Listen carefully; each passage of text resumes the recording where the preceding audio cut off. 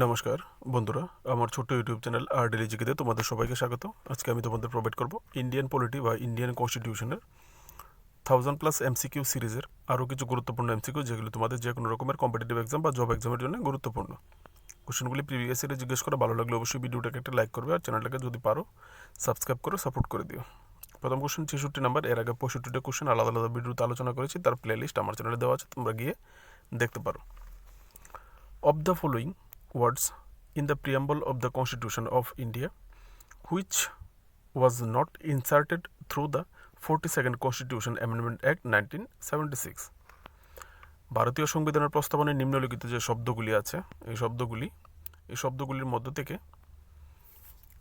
যা 42তম সংবিধান সংশোধনী আইন 1976-এর মাধ্যমে সন্নিবেশ করা হয়নি।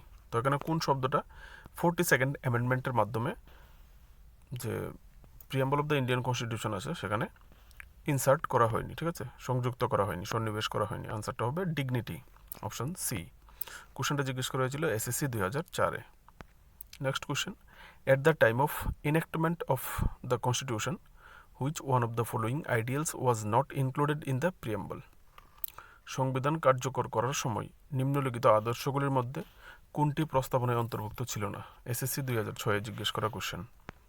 আনসারটা হবে সোশিয়ালিস্ট এবং সেকুলার যে দুটি শব্দ, সেটি 42nd অ্যামেন্ডমেন্টের মাধ্যমে 1976 সালে যুক্ত করা হয়েছিল প্রিয়াম্বলে। তো আজকের যে কোশ্চেনগুলি ভারতীয় সংবিধানের প্রস্তাবনা বা প্রিয়াম্বল নিয়েই কোশ্চেনগুলি।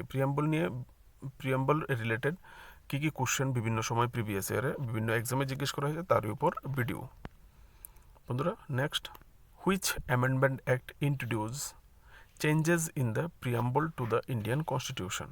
কোন সংশোধনী আইন ভারতীয় সংবিধানের প্রস্তাবনার পরিবর্তনগুলি প্রবর্তন করেছে?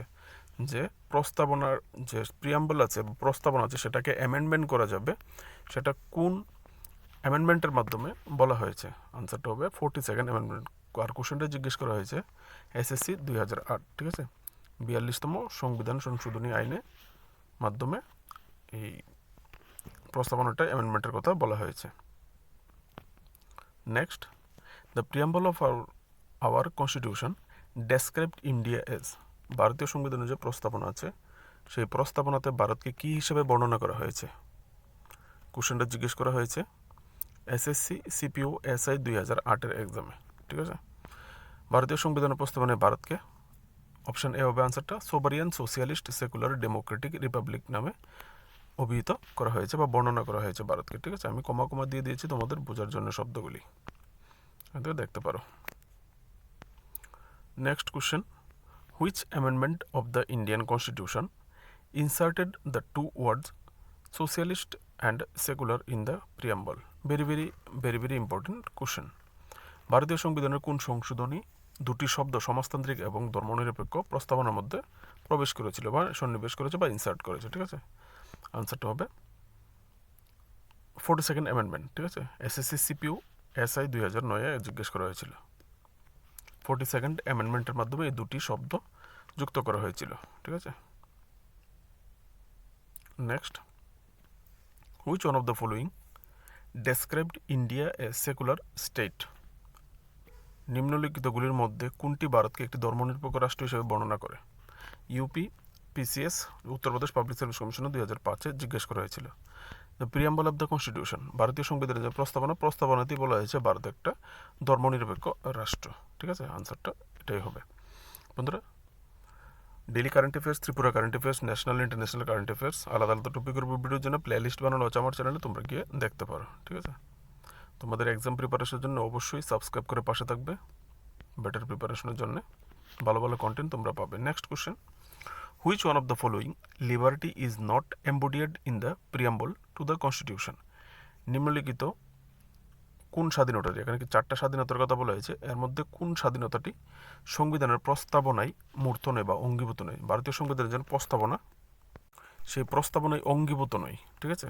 আনসারটা হবে অপশন ডি, ইকোনমিক লিবার্টি। মানে তোমাকে অর্থনৈতিক স্বাধীনতা দেওয়া হবে বা এরকম কোনো উল্লেখ এখানে প্রস্তাবনাতে অঙ্গীভূত নয়, ঠিক আছে, দেখতে পারো। Next question and last question, which one of the following word was not included in the preamble of the Indian constitution in 1975।